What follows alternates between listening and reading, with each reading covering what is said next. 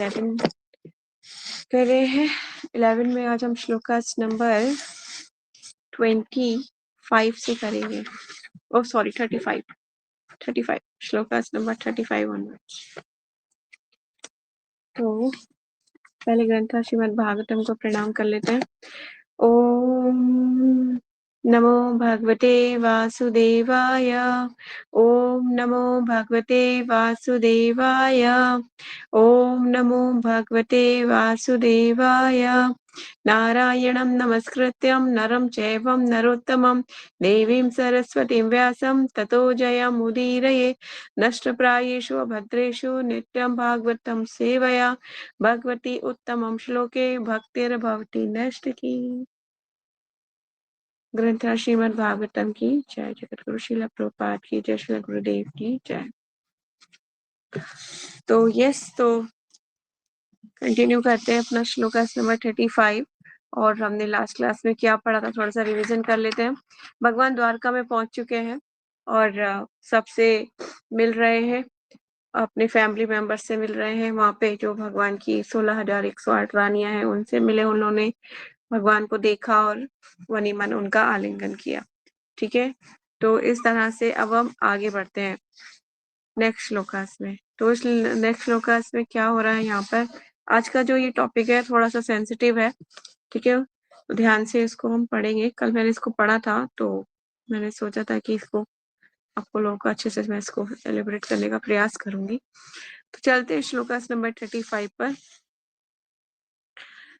सा एषा नरलोके अस्मिन् अवतीर्णा स्वमायया रेमे स्थिरत्ना कुटस्था भगवान प्राकृतम यथा। सा वे पूर्ण पुरुषोत्तम भगवान ऐशा ये सब नरलोके इस मनुष्य लोक में अस्मिन इस अवतीर्ण अवतार लेकर स्वनिजी निजी अंततः माया अहेतु की कृपा से रे में भोग किया स्थिर रत्न वे स्त्री जो भगवान की पत्नी बनने के लिए उपयुक्त है। कुटस्था मध्य में भगवान भगवान प्रकृता संसारी यथा जिस प्रकार। चलते हैं क्या हो रहा है मीनिंग। पूर्ण पुरुषोत्तम भगवान श्री कृष्ण अपनी अहेतु की कृपा से अपनी अंतरंगा शक्ति द्वारा इस लोक में प्रकट हुए और सुयोग्य स्त्रियों के साथ इस तरह भोग किया मानो वे संसारी कार्यों में लगे हुए हों। ठीक है, तो देखने में ऐसा लग रहा है कि कोई संसारी पुरुष है जो अपनी स्त्रियों का भोग कर रहा है, पर आपको आप समझ लेना चाहिए कि भगवान क्या है, पूर्ण पुरुषोत्तम भगवान है। और जितनी भी जीवात्माएं सब उन्हीं से निकलती हैं। आप समझ लीजिए सब उन्हीं से निकल रहा है। तो अगर वो ऐसा संसारिक दृष्टि से अगर दिखने को मिल रहा है कि वो कुछ कर रहे हैं, तो वो मतलब उसको तो हमें अपने काम वासना पर नहीं थोपना चाहिए, है ना, उससे परे है वो। तो तात्पर्य प्रभुपाद जी और क्लियर कर देते हैं। चलते हैं श्री तात्पर्य में। जगत गुरु श्रील प्रभुपाद की जय। भगवान ने विवाह किया और गृहस्थ की भांति रहे, ये निश्चित ही संसारी कार्य जैसा है। किंतु जब हम ये जान लेते हैं कि उन्होंने 16,108 पत्नियों से विवाह किया और वे उन सबों के साथ पृथक पृथक महलों में रहते थे, तो ये निश्चित रूप से संसारिकता नहीं रह जाती। अतः भगवान का अपनी सुयोग्य पत्नियों के साथ ग्रस्त रूप में रहना कभी भी संसारी नहीं है और उन सब के साथ उनका विवाह कोई संसारी यौन संबंध नहीं समझा जाना चाहिए। जो स्त्रियां, ये जो मैं लाइन पढ़ रही हूँ उसको हाईलाइट कर लीजिए, जो स्त्रियां उनकी पत्नी बनी थीं वे भी सामान्य स्त्रियां नहीं थीं, क्योंकि भगवान को पति रूप में प्राप्त करना कोटि कोटि जन्मों की तपस्या का ही परिणाम हो सकता है। ठीक है, तो भगवान की जो स्त्रियां बनी है कोई साधारण नहीं है, क्योंकि वो ऊपर के जो मीनिंग है वहां पे स्वयं मतलब हाईलाइट हो चुका है कि वो स्वयं की अंतरंगा शक्ति के साथ है। ठीक है, तो अपनी खुद की शक्ति के साथ है तो वो कुछ गलत नहीं है। सूर्य की उपमा, सूर्य की रोशनी होती है ना, सूर्य के अंदर उसकी रोशनी होती है और वो रोशनी उसकी है, वो क्या कर रहे हैं उनके साथ, तो वो अगर वो कभी गलत नहीं हो सकता ना। भाई हर चीज के साथ कुछ ना कुछ जुड़ा हुआ होता है। शक्ति के साथ शक्तिमान, है ना, शक्तिमान के साथ शक्ति जुड़ी हुई है, तो वो अपनी शक्ति के साथ अंतरंगा शक्ति के साथ है। तो संसारी उस पे काम वासना को थोपना ये हमारी छोटी बुद्धि का प्रदर्शन मात्र है। ठीक है, चलते हैं आगे। जब भगवान विभिन्न लोकों में या इस मनुष्य लोक में प्रकट होते हैं, तो वे बद्ध जीवों को दिव्य लोक में अपना नित्य दास, मित्र, जननी, जनक तथा प्रियतम बनने हेतु आकर्षित करने के लिए ही अपनी दिव्य लीलाओं का प्रदर्शन करते हैं। जहाँ भगवान नित्य सेवा विनिमय का प्रतिपादन करते हैं, इस भौतिक जगत में ये सेवा विकृत रूप में दिखती है और असहाय ही छिन्न हो जाती है, जिससे बहुत ही कटु अनुभव होता है। मोहग्रस्त जीव प्रकृति के द्वारा बद्ध होकर अज्ञान के कारण अ, अज्ञान के कारण समझ नहीं पाता कि हमारे यहाँ के सारे सांसारिक संबंध क्षणिक है। ये सच बात है, जो हमारे संसार में जो हम संबंधों में जुड़ते हैं, वो सारे क्या है, टेम्परेरी। आप देखिए बचपन से आज तक कितने लोग हैं जो आपकी लाइफ में आए होंगे और चले गए होंगे, कितने आए कितने चले गए, आगे भी ऐसा होता रहेगा। ठीक है, तो क्षणिक संबंध है जो एक टाइम बाद बिछड़ जाएंगे। ठीक है, और उन्माद से भरे हैं। ऐसे संबंध हमें निरंतर सुखी नहीं रख सकते।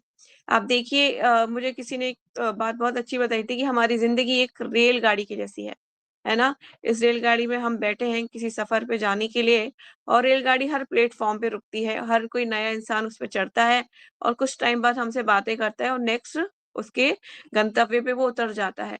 इसी तरह से हमारे जीवन में भी बहुत सारे लोग आते हैं अलग-अलग स्टेज में हमारी लाइफ के। हम मतलब बचपन से लेके आज तक, अभी आप समझ लीजिए अगर आप 25-26 साल के हो तो इतने टाइम में कितने लोग आए चले गए। इसी तरह से कुछ लोग आएँगे और चले जाएँगे, यहाँ तक कि हमारे माता-पिता भी एक टाइम बाद हमें छोड़ के चले जाएँगे। ठीक है?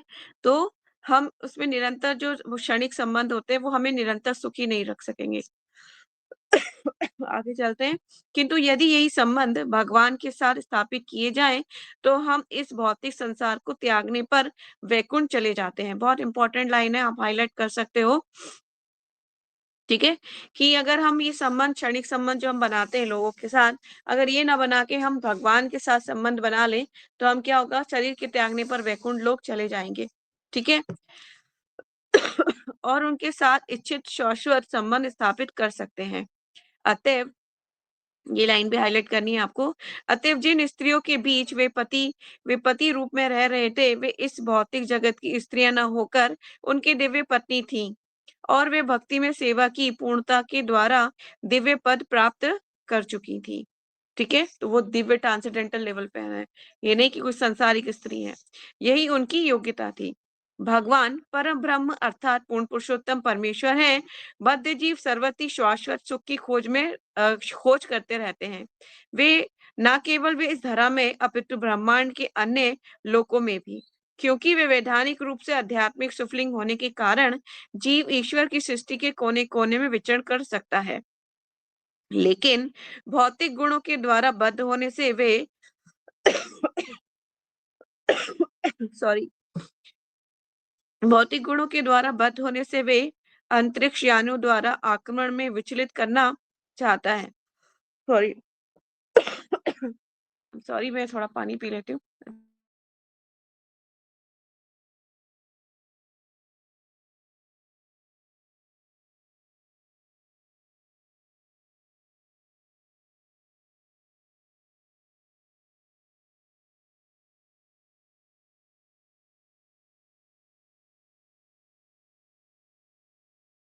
तो सॉरी, खांसी बहुत ज्यादा हो गई थी।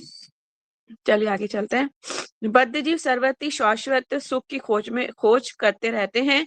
वे न केवल इस धरा में अपितु ब्रह्मांड के अन्य लोकों में भी, क्योंकि वैधानिक रूप से आध्यात्मिक सुफलिंग होने के कारण जीव ईश्वर की सृष्टि के कोने-कोने में विचरण कर सकता है। क्या है जीव? एक आध्यात्मिक सुफलिंग है ना? तो वो सब जगह घूम सकता है। 14 प्लैनेटरी सिस्टम कहीं पे भी जा सकता है। लेकिन भौतिक गुणों के द्वारा बद्ध होने से वे अंतरिक्ष यानों द्वारा आकाश में विचरण करना चाहता है और अपने गंतव्य तक पहुंच पाने में असफल रहता है। अंतरिक्ष यानों के द्वारा जब हम कोशिश करते हैं कि हम अलग-अलग ग्रह नक्षत्रों में वहां पहुंच जाएंगे, अलग-अलग प्लेनेटरी सिस्टम में, तो क्या होगा, ये पॉसिबल नहीं है। प्रभुपाद जी अपनी बुक में स्वयं लिखते हैं, easy journey to another planet में प्रभुपाद जी अलग लिखते हैं कि मनुष्य कभी वहां तक पहुंचा ही नहीं है। वो सिर्फ क्या है, इधर उधर घूम के आ चुका है, वो वहां तक पहुंच ही नहीं सकता है ना। या अपने अंतरिक्ष यानों के द्वारा वो किसी प्लैनेटरी सिस्टम में पहुँच ही नहीं सकता है। वो भौतिक शरीर, क्योंकि हर एक लोक का अपना एक शरीर चाहिए होगा उसको। हर एक लोक में जाने के लिए उसको अलग बॉडी चाहिए होगी। वो सशरीर ये भौतिक शरीर के साथ अलग-अलग लोकों में विचरण ही नहीं कर सकता। यहाँ तक कि नरक जाने के लिए भी उसको यातना शरीर चाहिए होगा, है ना? स्वर्ग जाने के लिए आध्यात्मिक शरीर चाहिए। हर लोक में जाने के लिए उसको अलग बॉडी की रिक्वायरमेंट है। लेकिन भौतिक गुणों के द्वारा बद्ध होने से वे अंतरिक्ष यानों द्वारा आकाश में विचरण करना चाहता है और अपने गंतव्य तक पहुंच पाने में सफल रहता है। गुरुत्वाकर्षण का नियम उसके लिए कैदी की जंजीरों के समान बांधने वाला है। गुरुत्वाकर्षण नियम के बारे में आप जानते हैं, है ना? सब लोग जानते होंगे इसके कारण। क्या होता है गुरुत्वाकर्षण? अगर आप कोई गेंद ऊपर उछालो, वो स्वयं ही नीचे आती है, कि मतलब क्या है, वो एक चुंबकीय शक्ति नीचे की तरफ खींचती है उसको, ऊपर नहीं जा सकता, मतलब कि हवा में नहीं तैर सकती। इसीलिए हम पृथ्वी पर चल पाते हैं और इसीलिए रेलगाड़ी है, मोटर कार्स है, या ये वो हम जिस घर में रह रहे हैं, ये गुरुत्वाकर्षण के कारण ही टिका हुआ है। ठीक है? अगर गुरुत्वाकर्षण शक्ति नहीं हो तो क्या होगा? सब हवा में घूमेंगे, तो हवा में ही तैरेंगे। ठीक है? इसलिए पृथ्वी में गुरुत्वाकर्षण शक्ति होती है। हमने पढ़ा था बचपन में हमारी बुक्स में, सबने पढ़ा होगा ये चीज़। सॉरी। वे अन्य विधियों से कहीं भी पहुँच सकता है, लेकिन चाहे वे सर्वोच्च लोक तक ही क्यों ना पहुँच जाए, किंतु उसे शाश्वत सुख नहीं मिल सकता। इसकी खोज जिसकी खोज वे जन्म-जन्मांतर से करता रहा है। लेकिन किंतु जब वे होश सँभालता है, तो ब्रह्म सुख की खोज ये जानते हुए करता है कि वे जिस असीम सुख की खोज कर रहा है, वे इस भौतिक जगत में कभी भी प्राप्त होने वाला नहीं है। अतएव सर्वोपरि व्यक्ति परब्रह्म कभी भी भौतिक जगत में इस सुख की खोज नहीं करते। ना ही उनकी सुख सामग्री इस भौतिक जगत में मिल सकती है। वे निराकार नहीं हैं, क्योंकि वे नायक हैं और असंख्य जीवों में सर्वोपरि व्यक्ति हैं, अतः वे निराकार नहीं हो सकते। वे हमारी ही तरह हैं और उनमें समस्त व्यक्तिगत जीवों की सी प्रवृत्ति के रूप में पाई जाती है।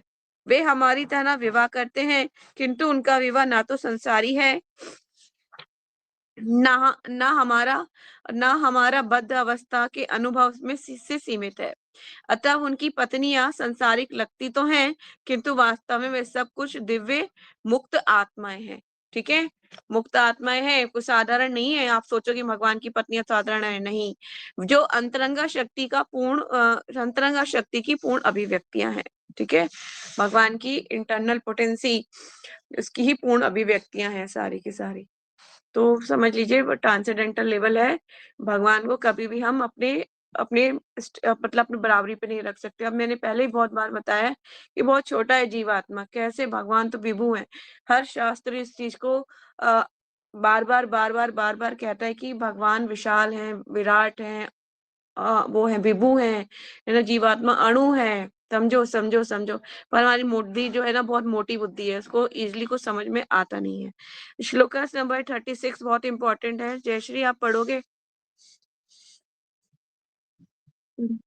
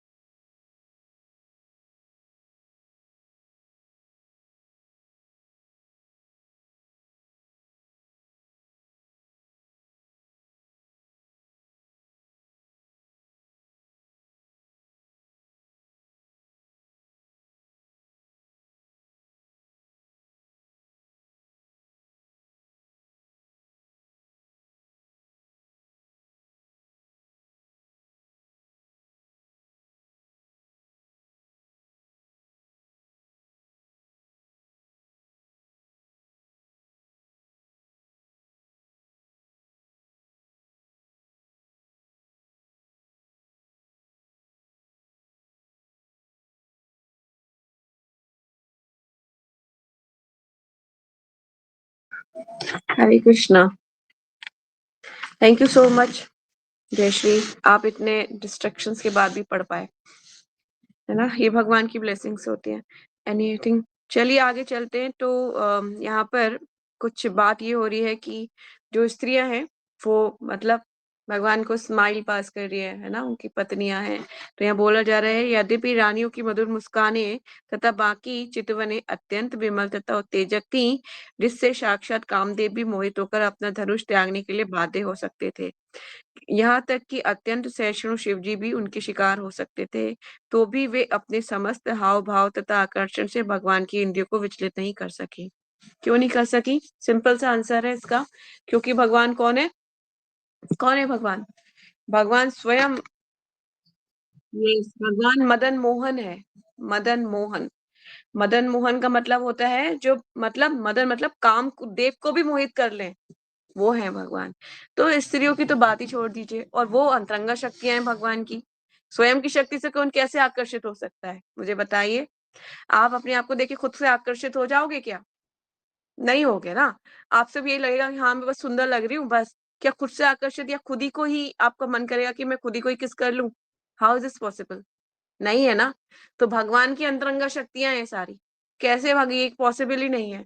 लेकिन हम क्या है, हम मटेरियली तौर पे अपनी अपनी भावना को उस जगह पे थोपते हैं। क्योंकि भगवान अभी जो है मनुष्य शरीर में रह के क्या कर रहे हैं, लीलाएँ कर रहे हैं। मनुष्य जैसी लीलाएँ कर रहे हैं। शरीर में तो नहीं बोलूँगी, मनुष्य जैसी लीलाएँ कर रहे हैं। तो हमें लग रहा है कि हाँ, भगवान भी एक साधारण पति की भांति अपनी स्त्रियों से आदान-प्रदान कर रहे हैं, और वो भी भगवान को अट्रैक्ट कर रही हैं एंड ऑल, है ना? ऐसा प्रतीत हो रहा है हमें लीलाओं में। पर लेकिन क्या है, भगवान ट्रांसेंडेंटल मदन मोहन है वो। तो मतलब कह लीजिए कि कामदेव स्वयं भगवान को देख के मोहित हो गए थे। उन्होंने अपने बाण-वाण डाल दिए थे। आदित्य टीला देखा होगा आपने, मदन मोहन टेम्पल है ना वृंदावन में? तो वही है, भगवान का वो रूप है जो मदन मतलब कामदेव को भी मोहित कर ले, स्वयं भगवान। तो स्त्रियों की तो बात ही छोड़ दीजिए, और हम जैसी बद्ध जीवात्माएँ क्या मोहित करेंगे भगवान को, है ना? हम लोगों का भी बात छोड़ दीजिए। कुछ लोगों को लगता है कि मैं भगवान के लिए लगाती हूँ, भगवान के लिए करती हूँ, तो भगवान को मतलब अच्छा लगेगा। भगवान को आपका भक्ति में प्रेम चाहिए, ना कि वो आप फिज़िकल मतलब सज-धज के जाओगे। भगवान के पास तो मतलब सुंदर से सुंदर इस लक्ष्मियाँ उनके चरण पखार रही हैं, उनकी सेवा में झाड़ू-पोछे लगाती हैं वहाँ पर। तो आप किस खेत की मूली हो ना? आप तो कुछ भी नहीं हो।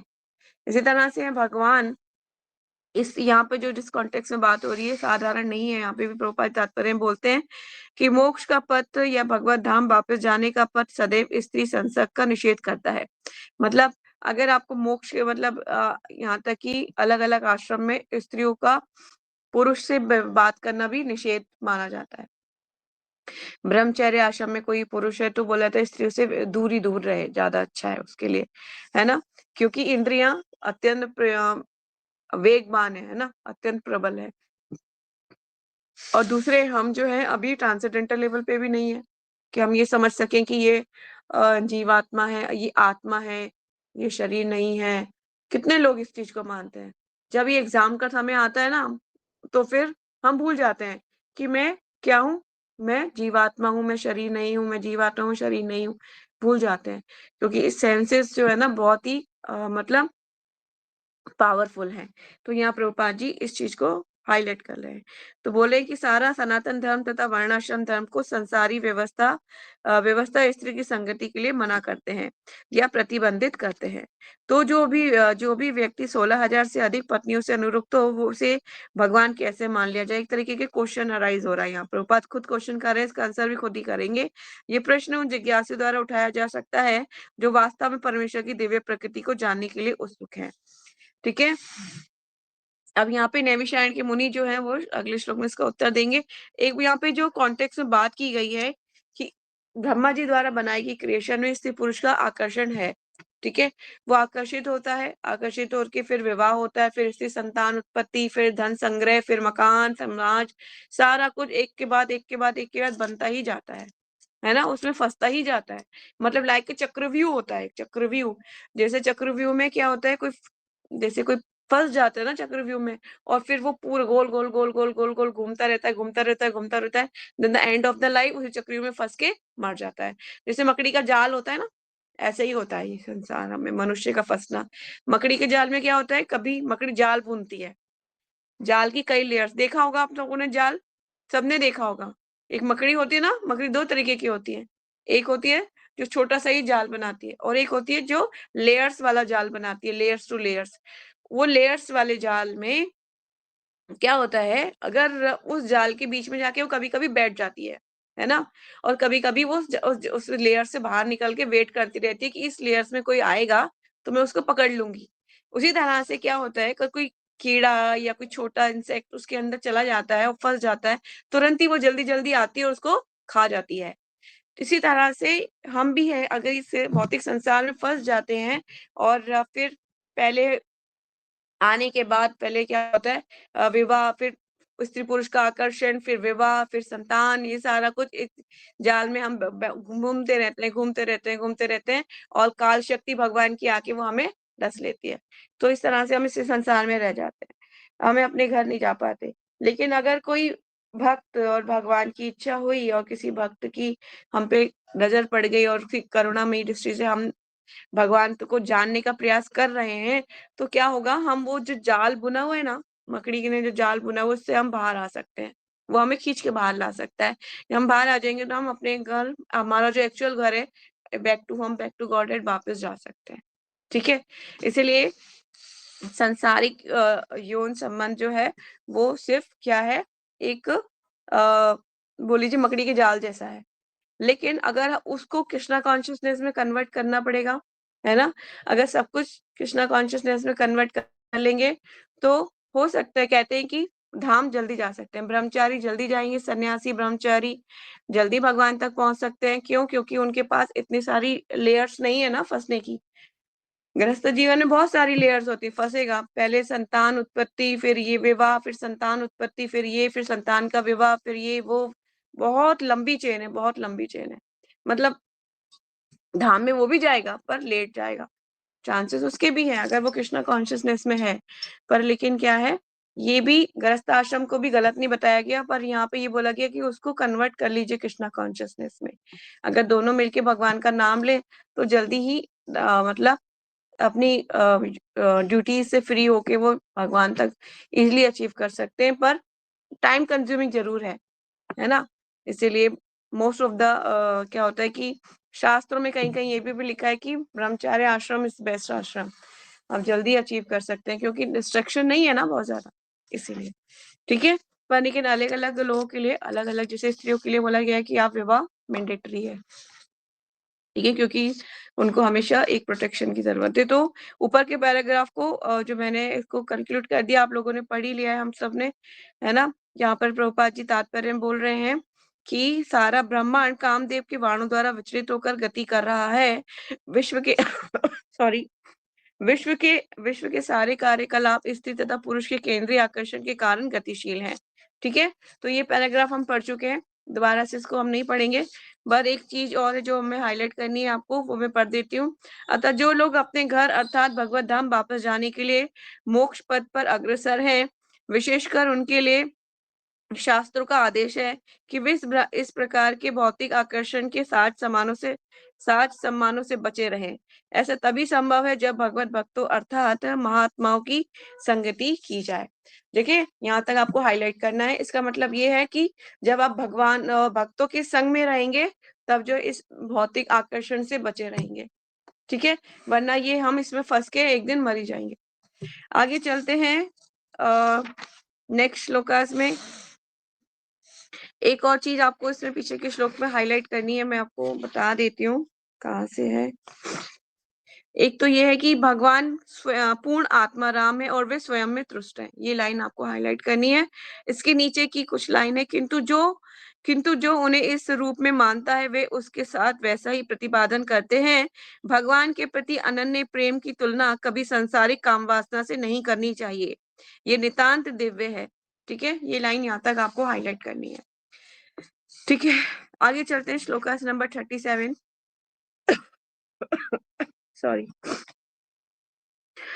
तन्मन्यते लोक हि असंगम अपि संगनम आत्म उपयनन मनुजनम व्याप व्यापरणवनम यतः अम्बुजः ताम भगवान कृष्ण को आयम ये सब सामान्य लोग मान्यते मन में सोचते हैं। लोकाबद्ध जीव ही निश्चय ही असंगम अनासक्त अपी के होते हुए असंग संगीनम प्रभावित आत्मा स्वयं ओपे ओपेनन अपने साथ तुलना करके मनुजम सामान्य मनुष्य व्यापरणवानम लगे रहकर यथा क्योंकि अबुद्ध अज्ञान के कारण मूर्ख सॉरी आज मेरा गला थोड़ा सा खराब हो रहा है। सामान्य भौतिकतावादी बद्धजीव सोचते रहते हैं कि भगवान उन्हीं में से एक है ना। एक बात बोल रहे हैं कि जो सामान्य लोग होते हैं भौतिकतावादी बद्धजीव, वे सोचते हैं कि भगवान हमारे जैसे ही तो है एक। वे अपने अज्ञान के कारण वे ये सोचते हैं कि पदार्थ तथा भगवान पर प्रभाव पड़ता है, भले ही वे अनासक्त रहते हैं। तात्पर्य में चलते हैं। प्रभुपाद जी इसका बहुत अच्छा सुंदर तात्पर्य दिए हैं। जगत गुरु शीला प्रभुपाद जी की जय। आई होप कि हम ये चैप्टर आज कंप्लीट कर पाए। यहाँ पर अबुद्ध शब्द महत्वपूर्ण है। केवल अज्ञानवश मूर्ख संसारिक विवादक परमेश्वर को गलत समझते हैं और अबुद्ध लोगों में प्रचार करके अपने मूर्खतापूर्ण विचारों को फैलाते हैं। भगवान श्री कृष्ण आदि भगवान हैं और जब वे साक्षात सबों के समक्ष विद्यमान रहते हैं तब उन्हें जीवन के प्रत्येक क्षेत्र में अपनी पूर्ण दिव्य शक्ति का प्रदर्शन किया था। सॉरी तब उन्होंने जीवन के प्रत्येक क्षेत्र में अपनी पूर्ण दिव्य शक्ति का प्रदर्शन किया था, जैसा कि हम श्रीमद् भागवतम के प्रथम श्लोक से ही स्पष्ट कर चुके हैं। भगवान अपनी इच्छा अनुसार कुछ भी करने के लिए पूर्ण रूप से स्वतंत्र है ना। कृष्ण भगवान जो है, भगवान को कोई भी शक्ति, कोई भी आदेश मानने की जरूरत नहीं है, वो पूर्ण स्वतंत्र है। ठीक है, किंतु उनके सारे कार्य शाश्वता ज्ञान तथा आनंद से परिपूर्ण होते हैं। केवल मूर्ख भौतिकतावादी उनके ज्ञान तथा आनंद से परिपूर्ण शाश्वत रूप को न जानते हुए उन्हें गलत तरीके से समझते हैं। यद्यपि इसकी पुष्टि भगवत गीता उपनिषदों में हुई है। उनकी विविध शक्तियां पूर्णतः प्राकृतिक क्रम के अनुसार कार्य करती हैं और वे अपनी विभिन्न शक्तियों के माध्यम से सारे कार्य करते हुए निरंतर परम स्वतंत्र रहते हैं। जब वे विभिन्न जीवों पर अपनी अहेतु की कृपा करके भौतिक संसार में अवतरित होते हैं, तब वे अपनी निजी शक्ति से ऐसा करते हैं। वे किसी तरह भी प्रकृति के गुणों के अधीन नहीं होते और वे अपने मूल रूप में प्रकट होते हैं। मानसिक तर्कवादी उन्हें परम पुरुष के रूप में नहीं समझ पाते और वे अव्यक्त ब्रह्म के निराकार पक्ष को ही सब कुछ मान लेते हैं। ऐसी धारणा बद्ध जीवन का ही परिणाम है, क्योंकि वे अपनी व्यक्तिगत क्षमता से आगे नहीं पहुंच पाते। देखिए, हमारे पास एक पर्टिकुलर हमारी सेंसेस अपूर्ण है। जैसे मैंने बहुत बार पहले भी बोला है, हमारी सेंसेस पूर्ण नहीं है। मतलब हम एक पर्टिकुलर साउंड सिस्टम को ही सुन पाते हैं, पर्टिकुलर रेंज में ही देख पाते हैं। अगर मैं आपकी आंखों के सामने अंधेरा कर दूं तो आप नहीं देख पाओगे, पॉसिबल ही नहीं है ना। और जो ये हमारा माइंड है ना, ये भी इतना ज्यादा इस चीज को नहीं समझ पाता कि कृष्णा जो सुप्रीम पर्सनैलिटी ऑफ गॉड है, कैसे हैं भगवान। उनकी इतनी विभिन्न शक्तियों को, इतने बड़े संसार में जितनी तरीके से भगवान कार्य कर रहे हैं, मतलब दिन रात सुबह शाम कैसे प्रकृति चल रही है, जीव आत्माएं कैसे कार्य कर रही हैं, किसका किससे आकर्षण है, किस तरह से हम गतिशील हैं, हमारे शरीर में कौन सी ऐसी शक्ति है जो चीजों को पचाती है, हम कैसे, हमारे शरीर में कैसे कार्य होता है, मतलब ये तक हम नहीं जानते हैं। इतनी अपूर्णता है हमारे पास, है ना। तो हम भगवान को जान कैसे सकते हैं, ये संभव ही नहीं है ना। लेकिन भगवान की अहेतु की कृपा के कारण अगर भगवान स्वयं हमें ये चाहते हैं कि हम उन्हें जाने, तभी हम उनको जान सकते हैं। अदरवाइज तो हम अपने सामर्थ्य से तो कुछ भी नहीं कर सकते। ठीक है, आप ये हाथ उंगली या मैं बोल भी नहीं सकती जब तक भगवान शक्ति नहीं देंगे। ठीक है, तो हमारी सेंसेस अपूर्ण हैं। अतः जो भगवान को अपनी सीमित शक्ति के स्तर पर समझता है, वे केवल सामान्य व्यक्ति होता है। ऐसे व्यक्ति को ये विश्वास कभी नहीं दिलाया जा सकता कि भगवान प्रकृति के गुणों से किसी भी तरह प्रभावित नहीं होते। वे ये नहीं जान पाता कि सूर्य सदैव दूषित पदार्थ से अप्रभावित रहा करता है। मानसिक तर्कवादी सदैव अपने अनुभव के ज्ञान के आधार पर ही हर वस्तु को तोलते हैं। अतः जब भगवान विवाह बंधन में सामान्य व्यक्ति की भांति कर्म करते पाए जाते हैं, अतः उन्हें अपने समान समझने लगते हैं, तो वे अपने समान समझने लगते हैं और ये विचार नहीं करते कि भगवान एक साथ 16,000 या इससे भी अधिक पत्नियों से विवाह कर सकते हैं। देखिए, भगवान तो संपूर्ण संसार की समस्त स्त्रियों से विवाह कर सकते हैं, पर भगवान ने 16,000 ही क्यों चुना? क्योंकि हमारी क्षुद्र बुद्धि में इतना भी नहीं जा सकता। हम मतलब ये इतने लेवल को भी नहीं समझ सकते। अगर भगवान समस्त स्त्रियों से विवाह कर लेते तो हम पता नहीं क्या समझते भगवान को, है ना? मतलब इस तरह से छोटा माइंड है हमारा। अल्प ज्ञान के कारण वे चित्र के एक पक्ष को ही देखते हैं और दूसरे पक्ष पर विश्वास नहीं दिखलाते। इसका अर्थ ये हुआ कि अज्ञानवश ही वे कृष्ण को अपने समान मानते हैं। वे अपने निष्कर्ष निकालते हैं जो श्रीमद् भागवतम के मतानुसार निरर्थक और अप्रामाणिक होते हैं। ठीक है?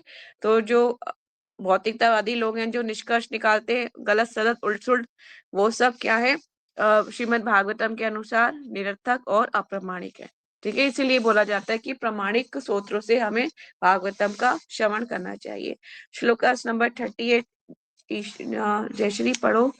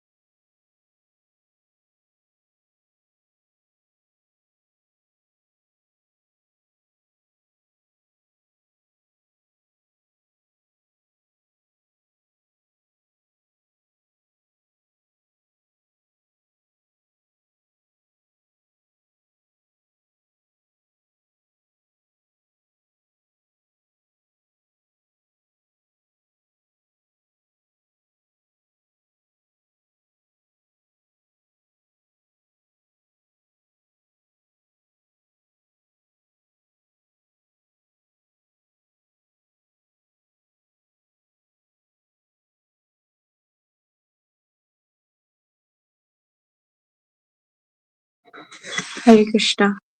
Thank you Jayshree. तो यहाँ पर जो है प्रभुपाद जी यहाँ पे बता रहे हैं कि ये तो भगवान की अलो अलौकिकता है कि वे भौतिक प्रकृति के गुणों में संसर्ग में रहते हुए भी उससे प्रभावित नहीं होते। वे इस प्रकार जिन भक्तों ने भगवान की शरण ग्रहण कर ली है, वे भी भौतिक गुणों से अप्रभावित नहीं होते। प्रभुपाद जी तात्पर्य में स्पष्ट कर रहे हैं कि भगवान कभी भी भौतिक गुणों के प्रभाव में नहीं रहते, वो दिव्य बने रहते हैं हमेशा, है ना, ट्रांसेंडेंटल लेवल पे रहते हैं। तो वो हो ही नहीं सकते, क्योंकि सब कुछ तो भगवान के द्वारा ही है ना। तो मैं बताती हूँ, रूल्स बनाने वाला कभी भी रूल्स के अधीन नहीं होता, उससे परे होता है ना। जिस तरह से अगर कोई नियम बनाए जाते हैं, जैसे कि क्या होता है, प्राइम मिनिस्टर को निकलना है, फॉर एग्जाम्पल प्रधानमंत्री को निकलना है किसी रोड से, तो क्या वो रेड लाइट पे रुकेगा? नहीं रुकेगा। क्यों? वो वीआईपी है भैया, उनके लिए रूल्स नहीं है ये रूल्स किसके लिए है? सामान्य जनता के लिए। इस तरह से भगवान के लिए कोई भी रूल्स रेगुलेशंस नहीं है। भगवान जो है सर्वोपरि हैं, उनके लिए कोई रूल्स रेगुलेशन कार्य नहीं करते। इस तरह से भगवान जो है जैसे कि एक और एग्जाम्पल के थ्रू समझ सकते हैं कि पृथ्वी पर रहने वाली चीजें, उनके लिए रेड लाइट पे रुकना जरूरी है ना। कुछ जो वाहन है वो रेड लाइट पे रुकेंगे, पर जो आसमान में जो एयरबोस जा रहा है, मतलब कि जो फ्लाइट जा रही है ना, उसके लिए रेड लाइट पे रुकना जरूरी नहीं है, क्योंकि ऊपर के नियम नीचे के लोगों पर लागू नहीं होते और नीचे के नियम ऊपर के लोगों पर लागू नहीं होते। ठीक है। इस तरह से भगवान जो है सुप्रीम है, रूल्स बनाने वाला कभी भी नियम के अधीन नहीं होता। इसलिए भगवान पर कोई नियम किसी भी तरीके का नहीं चढ़ता, ना ही भगवान पे इसका कोई नियम ये लागू होता है कि वो बूढ़े होंगे। ऐसा कोई शास्त्रों में कोई प्रमाण नहीं मिलता कि भगवान बूढ़े हो गए हों। भगवत गीता का जो उपदेश दिया, भगवान 125 ईयर्स के थे, इतने बूढ़े। पर लेकिन हम उनको बूढ़े नहीं कह सकते, क्यों? क्योंकि भगवान हमेशा नवयौवन बने रहते हैं ना, नवयुवक। इस तरह से भगवान पर कोई भी किसी भी तरीके का कोई रूल्स एंड रेगुलेशन लागू नहीं होता। ठीक है। तो स्पष्ट तौर से यहाँ पे बताया गया है। आगे चलते तो इसमें जो चीज बताई गई है भगवत गीता के अनुसार, भगवान भगवत गीता में 9.32 में 9.30 में कहते हैं, बलपूर्वक घोषित करते हैं, यदि कोई पूर्व कलमश के कारण कोई भक्त प्रतीत भी हो जाए, तो भी उस भक्त को भगवत गीता में पूर्ण रूप से प्रवृत्त रहने के कारण पूर्णतः दिव्य मानना चाहिए। भगवान उसके द्वारा सेवा करते रहने के कारण उसकी सदैव रक्षा करते हैं, क्योंकि उसके पतित अवस्थाओं को आकस्मिक तथा क्षणिक मानना चाहिए। वे देखते ही देखते छूमंतर हो जाएंगी। ठीक है। अगर कोई भक्त हमें भौतिक दृष्टि से ऐसा लगे कि वो संसारिकता में बहुत ज्यादा इन्वॉल्व है ना, तब भी वो ट्रांसेंडेंटल लेवल पे मानना चाहिए। ठीक है, उसको संसारिक नहीं मान लेना चाहिए। यहाँ पर इसका मीनिंग ये है। ठीक है। श्लोकास नंबर 39 लास्ट है, ये कर लेते हैं। थोड़ा मेरा गला आज ऐसे ही खराब हो रहा है। ताम मनिरे अपला मूढ़ा स्त्रियम च अनुवृतम यः प्रमाणिता विदम भूर्तुम ईश्वर मंतव्य यथा। तम श्री कृष्ण को मनिरे मान बैठते हैं। अबला सुकुमार मूढ़ा सरलता के कारण स्त्री के अधीन चाबी अनुव्रतम पालन करता सह एकांत स्थान अप्रमाण विद महिमा से अनजान भर्तु अपने पति की ईश्वरम प्रिय नियंता को मंतव्य मंतः यथा जैसे वे सरलता से सुकोमल स्त्रियां सचमुच ही सोच बैठी कि उनके प्रिय पति भगवान श्री कृष्ण उनसे आकर्षित हैं और उनके वंशीभूत हैं। वे अपने पति की महिमाओं से उसी तरह से अनजान थी, जिस प्रकार नास्तिक लोग परम नियंता के रूप में भगवान से अनजान रहते हैं। ठीक है, तात्पर्य में चलते हैं। जगत गुरु शीला प्रभुपाद जी की जय। भगवान श्री कृष्ण की दिव्य पत्नियां तक भगवान की अगाध महिमा को पूर्णता जानती ना थी। ठीक है। आप कहोगे माता जी वो तो सारी भगवान की अंतरंगा शक्ति थी, क्या वो भगवान को नहीं जान पाई? नहीं, नहीं जान पाई। भगवान ना जिसको जितना जानने के लिए परमिशन देंगे वो उतना ही जान पाएगा उस चीज को। अभी लीलाओं का पार्ट है, तो भगवान अगर उनको सारा कुछ रिवील करा देंगे उनके हृदय में कि मैं पूर्ण पुरुषोत्तम भगवान हूँ, you are my internal potency, तो लीलाओं में स्वाद कैसे आएगा? इस तरह से यशोदा मैया को अगर भगवान बता देते कि मैं पूर्ण पुरुषोत्तम भगवान हूँ, तो वो तो दिया जोत जोत जलाने लगती ना भगवान के सामने। फिर भगवान का माता से अपनी आदान-प्रदान कैसे होता? लीलाएँ कैसे होती? उन्हें मातृत्व प्रेम की अनुभूति कैसे होती? है ना? इस तरह से भगवान जो है एक अपनी शक्ति के द्वारा उसको ढक देते हैं कुछ टाइम के लिए, चाहे वो कोई भी शक्ति क्यों ना हो, ठीक है? भगवान श्री कृष्ण की दिव्य पत्नियाँ तक भगवान की अगाध महिमा को पूर्णतः जानती ना थी। ये अज्ञान सांसारिक नहीं है, क्योंकि भगवान तथा उनके बीच नित्य पार्षदों के मध्य भावों के आदान-प्रदान में भगवान की अंतरंगा शक्ति का कुछ न कुछ हाथ रहता है। भगवान 5 प्रकार से दिव्य संबंधों अर्थात ईश्वर, स्वामी, मित्र, पुत्र, प्रेमी भाव का आदान-प्रदान करते हैं। मैंने भगवत गीता जब आपको स्टार्टिंग में कराई थी, तब मैंने 5 आदान-प्रदान स्पष्ट रूप से बताए थे। और इन प्रत्येक लीलाओं में पूर्णतः अपनी अंतरंगा शक्ति योग माया द्वारा क्रीड़ा करते हैं। और वे गोपों से या अर्जुन जैसे मित्रों के साथ समान स्तर से सखा की भांति क्रीड़ा करते हैं। माता यशोदा के सामने वे सचमुच ही पुत्र के रूप में क्रीड़ा करते हैं। यहाँ पे कुछ रिलेशनशिप की बात हो रही है। भगवान अर्जुन के साथ सखा के रूप में, माता यशोदा के साथ मातृत्व प्रेम की अनुभूति करा रहे हैं। ठीक है? अगर ये नहीं होगा तो लीलाओं में स्वाद ही कैसे रह जाएगा ना? स्वाद ही नहीं आएगा। सभी भगवान को जोत दिखाने लग जाएंगे कि भगवान हो भाई, सुप्रीम भगवान है, भगवान है, भगवान है। फिर वो लीलाओं में स्वाद नहीं रह जाएगा, ठीक है? गोपियों के समक्ष वे असली प्रेमी के रूप में और द्वारका की रानियों के समक्ष साक्षात पति के रूप में क्रीड़ा करते हैं। भगवान के ऐसे भक्त कभी भी भगवान को परमेश्वर के रूप में नहीं सोचते, अपितु सामान्य मित्र, प्रिय पुत्र या प्रेमी या पति के रूप में सोचते हैं, जो हृदय और आत्मा को बहुत प्रिय है। भगवान तथा उनके दिव्य भक्तों के मध्य यही संबंध होता है, जो चिन्मय आकाश में भगवान के पार्षद के रूप में कार्य करते हैं, जहाँ अनेक वैकुंठ लोक स्थित हैं। जब भगवान अवतरित होते हैं, तो वे दिव्य जगत की पूरी तस्वीरें दिखाने के लिए अपने पार्षदों सहित अवतरित होते हैं। जहाँ भगवान की सृष्टि के ऊपर किसी प्रकार का प्रभुत्व जताने का कोई नाम भी नहीं लेता। यहाँ तक कि भगवान के प्रति शुद्ध प्रेम तथा भक्ति ही प्राधान्य रहता है। ऐसे भगवत भक्त मुक्तात्मा होते हैं और वे बहिरंगा शक्ति के प्रभाव में निषेध करने वाली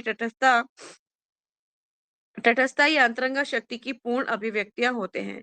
भगवान की अंतरंगा शक्ति ने भगवान कृष्ण की पत्नियों को भगवान की अगाध महिमाओं को भुलवा दिया। देखिए मैंने बोला था ना, भगवान ने उनको कुछ टाइम के लिए उसको हाईलाइट कर दिया, मतलब मैं हाईलाइट नहीं कहूंगी उसको, जो है थोड़े के लिए ढक दिया, उस टाइम को आवृत कहते हैं जिसको संस्कृत में, आवृत कर दिया, ठीक है, ढक दिया है, ठीक है, भुलवा दिया, और जिससे आदान प्रदान में कोई त्रुटि ना रह जाए। और वे ये मान बैठी कि भगवान उनके वश में रहने वाले पति तथा सदैव एकांत स्थान में उनके पीछे पीछे जाने वाले पति हैं। ठीक है, वो सोचने लगी साधारण पति जैसे समझने लगी, जैसे स्त्रियां समझती हैं। दूसरे शब्दों में भगवान उनके निजी पार्षदों तथा भगवान की वो भली भांति नहीं जान पाते। अतएव शोधार्थी लेखक अथवा मानसिक तर्कबाज भगवान की दिव्य महिमाओं के विषय में भला क्या जान सकेंगे। मानसिक तर्कबाज विभिन्न मतों के विषय में अपने विचार प्रकट करते हैं कि वे सृष्टि के कारण ही सृष्टि के अवयव स्वरूप हैं, और वे सृष्टि के भौतिक तथा सक्षम कारण है। किंतु किंतु ये तो भगवान विषयक केवल अधूरा ज्ञान है। वास्तव में वे सामान्य मनुष्य की तरह अनजान रहते हैं।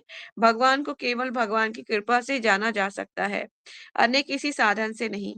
चूंकि वे अपनी पत्नियों के साथ भगवान के सारे आचरण शुद्ध दिव्य प्रेम तथा भक्ति पर आधारित हैं, अतएव सारी पत्नियां किसी भौतिक कलमश रहित दिव्य पद पर आसीन है। ठीक है, उनमें भी कोई भी भौतिक कलमश नहीं है।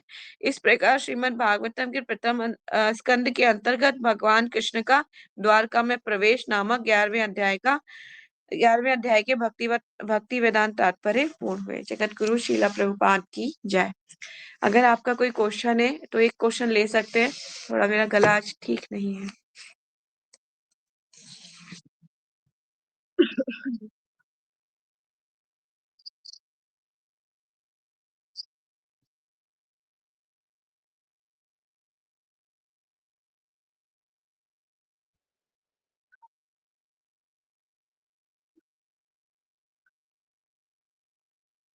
जैसे भगवान की हमें लीलाएं हमें यहाँ देखने को सुनने को मिलती हैं, है ना?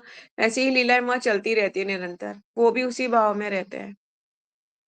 ठीक है, भगवान को उनके परमेश्वर रूप में उनकी कहाँ जानता है, वैकुंठ लोकों में।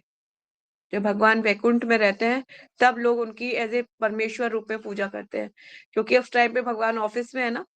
जिस तरह से मैंने पहले बताया था, भगवान घर पर कहाँ है, घर पर अपने गोलोक में है। और जब भगवान ऑफिस में आते हैं तो वो क्या है, वैकुंठ लोकों में निवास करते हैं। तो वहां पे तो भगवान की भव्यता की पूजा अर्चना सब करते हैं, है ना। तो वहां पे पूजा अर्चना होती है।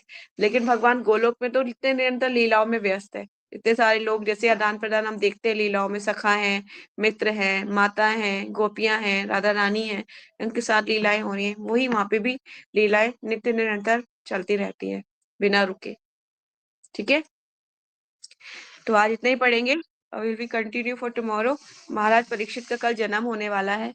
ठीक है, महाराज परीक्षित जन्म लेंगे उत्तरा के घर से। तो हम एक चैप्टर कल पढ़ेंगे, चैप्टर नंबर 12।